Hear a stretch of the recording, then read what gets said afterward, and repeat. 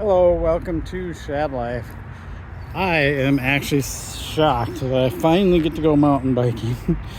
I haven't ridden this bike since Bentonville.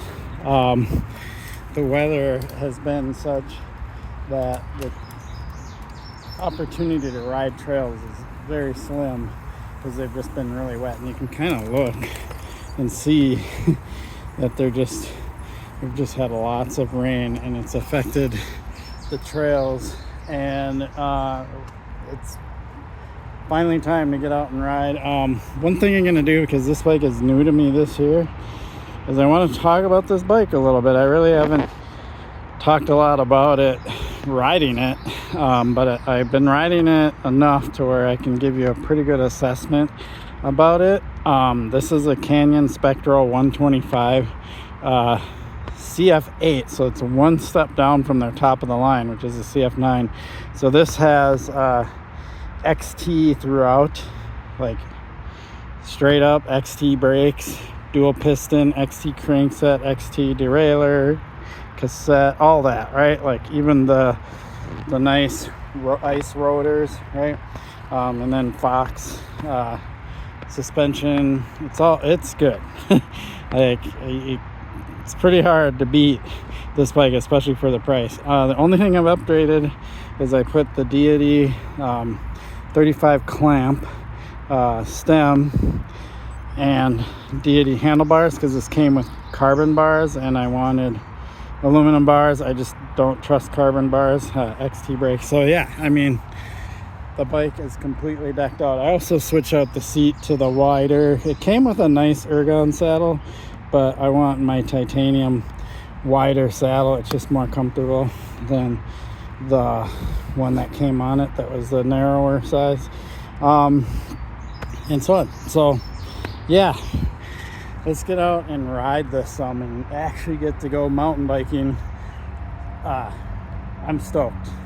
So since we're gonna start off with a bunch of climbing, we'll talk about how this bike climbs, and it's pretty good. I'd say the suspension isn't super solid, but it's pretty active, but not active in a bad way. I still feel like I have a really good pedaling platform while seated and climbing. You can feel a tiny bit of bounce, but not a bunch. Now I got some downhill flow. I gotta be a little careful because with all the rain we've had, there might be some surprises along the trail.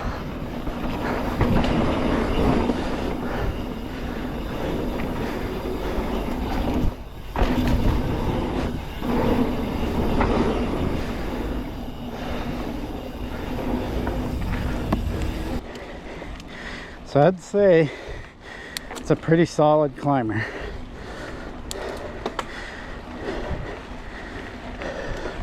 Here we go. Let's go right over this root. That's the advantage of having a slightly active rear suspension. So when you go over bumps, it's not super bad.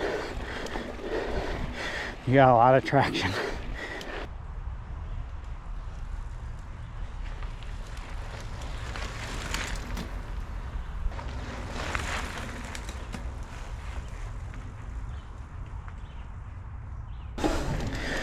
And then there's this kind of stuff. I watch mountain biking videos a lot. And then there's this kind of stuff.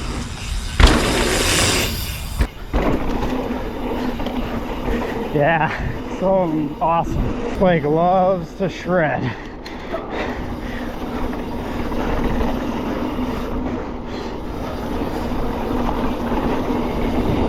Yeah. This is where I can talk about the tires.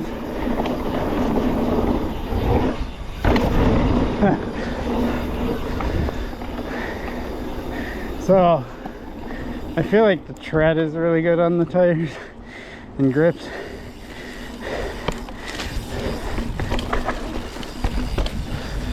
But the sidewall is just not quite stiff enough for when you're really railing hard. And I can kind of feel front seems fine, but the back seems to kind of flex. Feels like it's giving way a little bit, which is kind of unnerving.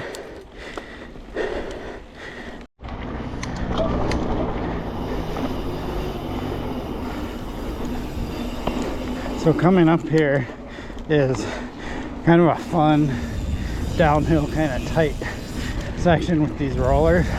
This is a really good test for a bike's capability, because you got to dive into these turns, come over these rollers, and this bike absolutely shreds this stuff. Goes right where I want it to go. So fun.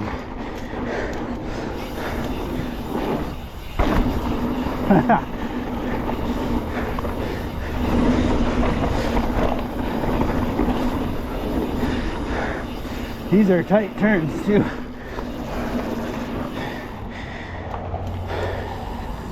Nice. That section I just went through, what I really like about this bike is that I can just kind of toss it around. Like I talk about that. Do you want to be a passenger? Do you want to be a pilot? And on this bike, I feel like I'm completely the pilot. Like I can just pull and push and lean the bike and do all the maneuver things, even get that little like steez and stuff like that as I'm going through fast sections. And this bike likes speed. The faster you go, the more kind of stable and at home it feels, if that makes sense. It's pretty good at slower speeds and technical stuff. It's actually got a pretty good balance between the two, but I would say it's better at higher speeds and just pretty good at lower speeds. So, but definitely a really good all-around bike for a place like Theo here, where you got some sections that are fast and flowy, and you've got climbs, but then you've also got like the North Loop, which is much tighter and a bit more technical as far as like old school tighter single track. And this bike does all of it really well. If I was to talk about that tighter technical, classic single track, I'd rather have a bike like my Esker Hey Duke with a 66-degree head angle, 4 pounds lighter, shorter wheelbase. It's hardtail, right? It's much more agile, but that doesn't mean this bike's bad. It's just we're taking very subtle preferences here in that stuff. But this bike definitely leans more towards the gnarly, right? And it's kind of shocks me because it's got 29-inch wheels, and I'm somebody that's kind of likes 27.5 wheels, but Canyon has me sold on this 29-inch wheel thing with this bike. So there you have it. I said it officially. Not saying I'll go away from 27.5, but it seems like they're going to be harder and harder to get anyway. So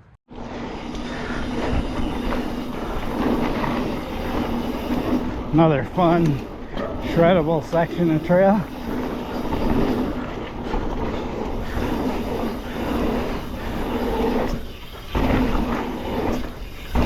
Woo, yeah.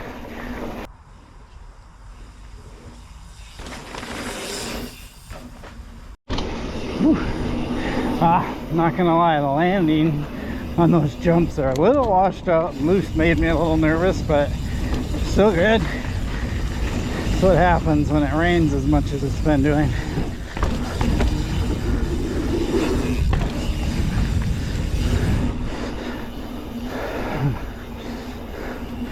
Kind of wet through here even.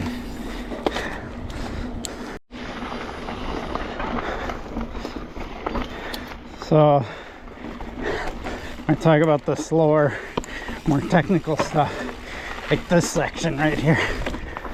This bike just handles it like a dream.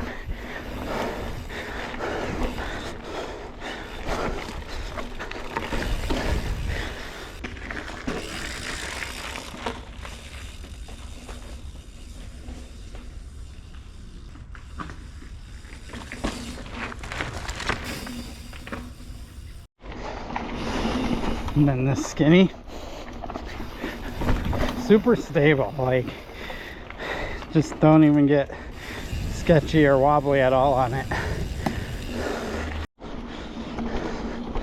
I'm super stoked that I got to get out here and go mountain biking.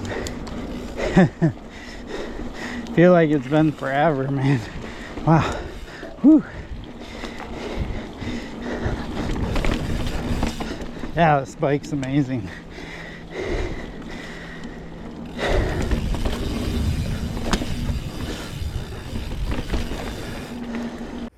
So there you have it, the Canyon Spectral 125. As you can obviously tell by this video, I really like it. I love how it rides. Super agile, super poppy, fun bike. I did not think it was going to be as fun as it is when I bought it, but pleasantly surprised at how good this bike rides.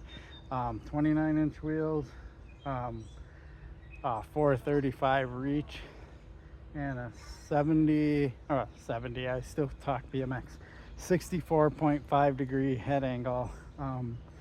So super nice. And now there's a bug on my bike. What is that? What kind of bug is that? I have no idea. Oh well, he must like my bike too. If it's a he, I'm assuming it's a he, huh? I appreciate your support for my channel. Please like and subscribe. Peace.